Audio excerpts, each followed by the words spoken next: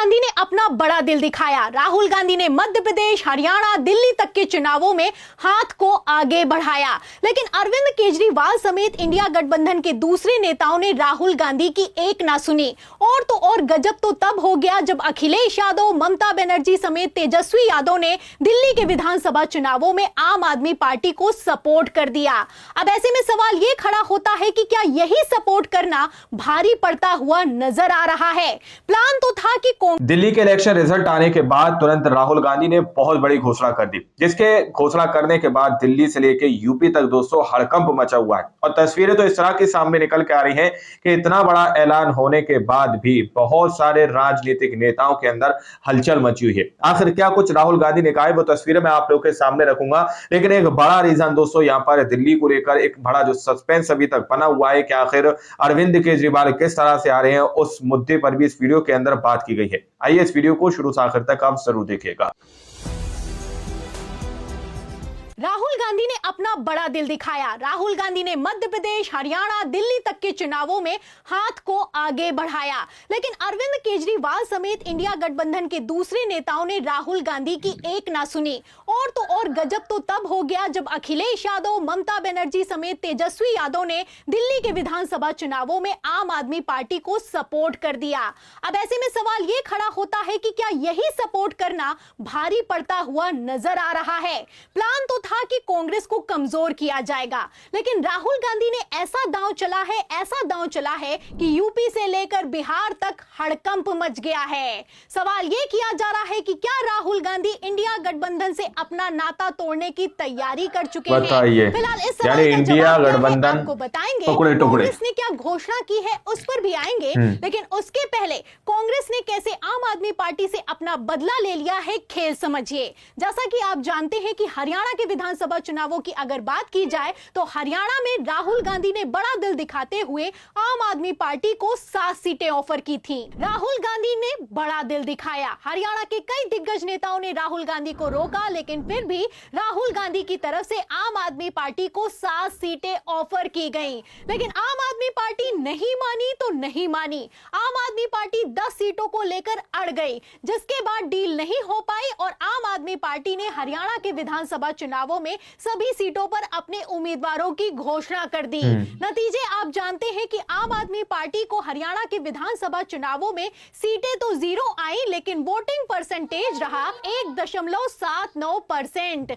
अब यहीं पर पेच फंस गया है, यहीं पर खेला हो गया है। हरियाणा के विधानसभा चुनावों के नतीजे आप जानते हैं कि कुल सीटें होती हैं 90 और बहुमत होता है 46 का। इसमें भारतीय जनता पार्टी को 48 सीटें आई और कांग्रेस को 37 सीटें मिली। आप वोटिंग परसेंटेज देख सकते हैं, भारतीय जनता पार्टी को जो वोटिंग परसेंटेज है वो 39.94% है, वहीं कांग्रेस का 39.09% है। इसमें साफ दिखाई दे रहा है कि 1% का भी अंतर नहीं है, लेकिन भारतीय जनता पार्टी जीत गई है। आपको बता दें, हरियाणा के विधानसभा चुनावों में कांग्रेस को 37 नहीं बल्कि 47 सीटें आती। 10 सीटों पर क्लोज फाइट थी, लेकिन इन्हीं 10 सीटों पर आम आदमी पार्टी ने खेला कर दिया। 10 सीटों पर आम आदमी पार्टी ने खेल किया था। हरियाणा में किया था, दिल्ली विधानसभा चुनावों में वही कुछ कांग्रेस ने करके दिखाया है। फिलहाल कांग्रेस ने तो साफ कह दिया है कि आम आदमी पार्टी को जिताना हमारी कोई जिम्मेदारी नहीं है, हम कोई एनजीओ खोलकर नहीं बैठे हैं। पहली बार नेशनल टीवी पर नाम लेकर बता देती हूँ,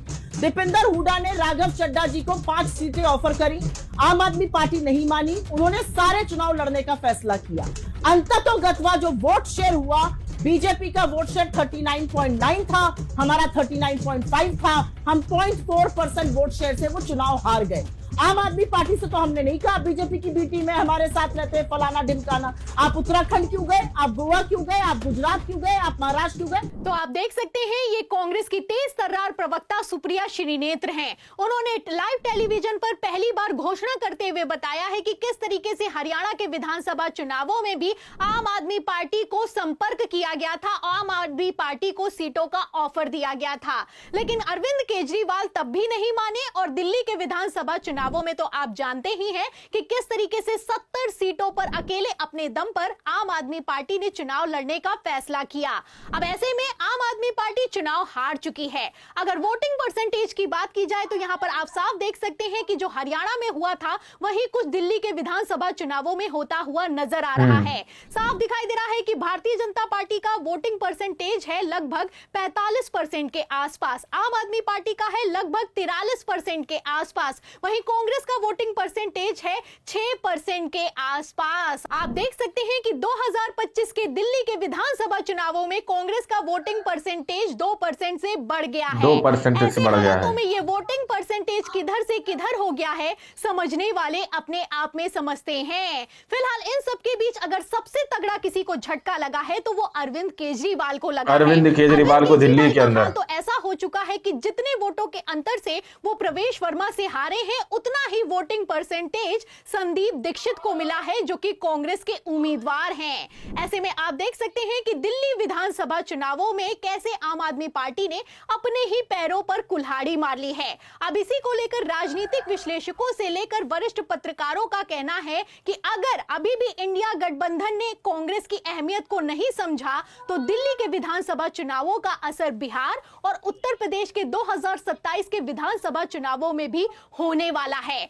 आपको बता दें इसी को लेकर मैंने दैनिक भास्कर के वरिष्ठ पत्रकार केपी मलिक से बातचीत की है और उन्होंने बातचीत के दौरान बड़ा खुलासा किया है। खुलासा करते हुए साफ कह दिया है कि अगर इस बार उत्तर प्रदेश और बिहार में इन लोगों ने अपनी भूल को नहीं सुधारा तो कांग्रेस अपना गठबंधन तोड़ सकती है। बिहार में भी इंडिया गठबंधन के जो घटक दल हैं, वो कांग्रेस हो चाहे आरजेडी हो, अगर यही गलती बिहार में ये लोग करते हैं तो वहां भी वो दिन दूर नहीं है जब भारतीय जनता पार्टी की सरकार बनेगी। अगर लालू के साथ मिलकर कांग्रेस नहीं लड़ती है तो दिल्ली की सेम तस्वीर आपको बिहार में दिखाई देगी और उसके बाद 2027 में यही तस्वीर आपको उत्तर प्रदेश में दिखाई देगी। यूपी के अंदर उत्तर प्रदेश में समाजवादी पार्टी के साथ कांग्रेस का गठबंधन नहीं होगा, मैं बहुत दिनों से कह रहा हूं। और कांग्रेस को यह लगने लगा है कि जो उसका वोट इन छोटे छोटे दलों ने छीन लिया था कांग्रेस का, अब समय आ गया है कि कांग्रेस वो अपना वोट वापस ले।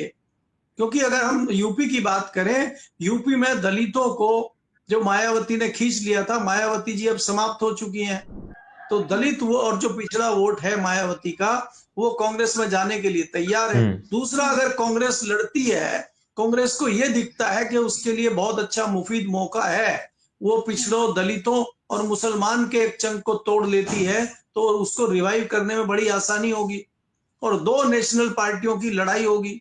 अकेले समाजवादी पार्टी उत्तर प्रदेश से भारतीय जनता पार्टी को बाहर करने की हैसियत में नहीं है। तो सुना आपने, जाने माने पत्रकार हैं, वरिष्ठ पत्रकार हैं, दैनिक भास्कर के पॉलिटिकल एडिटर हैं केपी मलिक। उन्होंने हमारे चैनल से बातचीत के दौरान खुलासा करते हुए ये बताया है कि अगर दिल्ली विधानसभा चुनावों की तरह आरजेडी ने बिहार में इसी गलती को दोहराया और अखिलेश यादव ने उत्तर प्रदेश में सेम गलती की तो अंजाम भुगतना पड़ सकता है। फिलहाल कांग्रेस की तरफ से तो घोषणा कर दी गई है कि हम कोई एनजीओ नहीं है। ऐसे में आपको क्या लगता है, क्या दूसरे घटक दल अपना बड़ा दिल दिखाएंगे? आपकी क्या राय है दिल्ली के विधानसभा चुनावों पर? आपको क्या लगता है, क्या दिल्ली विधानसभा चुनावों का असर बिहार और यूपी के विधानसभा चुनावों पर होगा? इस सवाल के जवाब में, इस पूरी रिपोर्ट पर आपकी जो भी राय है हमें कमेंट बॉक्स में जरूर लिखें। वीडियो को ज्यादा से ज्यादा शेयर करें, हमारे चैनल को लाइक करें, सब्सक्राइब करें, ज्वाइन करें। फिर मिलती हूँ अगली खबर के साथ, तब तक के लिए। दोस्तों, आप लोगों ने इस वीडियो को शुरू से आखिर तक देखा। वीडियो के अंदर साफ तौर पर बात की गई है कि किस तरह से यहाँ पर एक बात तो स्पष्ट की जा रही है कि बिना कांग्रेस के कहीं पर भी चुनाव लड़ना कहीं ना कहीं उस पार्टी को हानिकारक हो सकता है जो पार्टी अकेले दम पर चुनाव लड़ने की कोशिश करेगी। यानी कि सीधे तौर पर यह कहा जा रहा है कि अभी इंडिया के अंदर भाजपा के सामने कोई भी एक ऐसी पार्टी नहीं है सिवाय कांग्रेस के जो भाजपा को टक्कर दे सके। इसलिए कहीं भी अगर आपको चुनाव लड़ना है तो आप कांग्रेस के गठबंधन में ही चुनाव लड़ेंगे। और सीधे तौर पर यह कहा जा रहा है कि गठबंधन से राहुल गांधी बाहर निकल सकते हैं अगर राहुल गांधी यानी कांग्रेस पार्टी की बात नहीं मानी गई।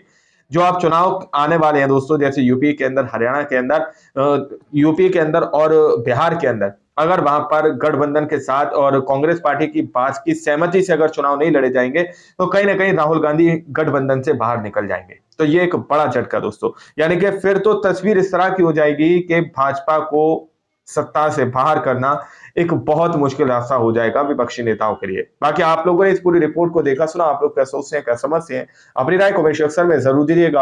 अगली वीडियो में, जब तक के लिए जय हिंद, जय भारत।